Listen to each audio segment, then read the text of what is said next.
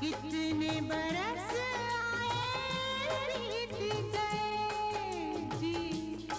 तुमचे 20 घेतले. बर ठेवू का? लय चांगलं होतं. काय चांगलं होईल? लय चांगलं कोणाचं? तुमचं. बर.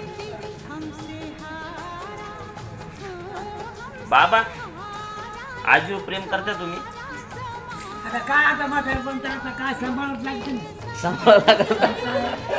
काय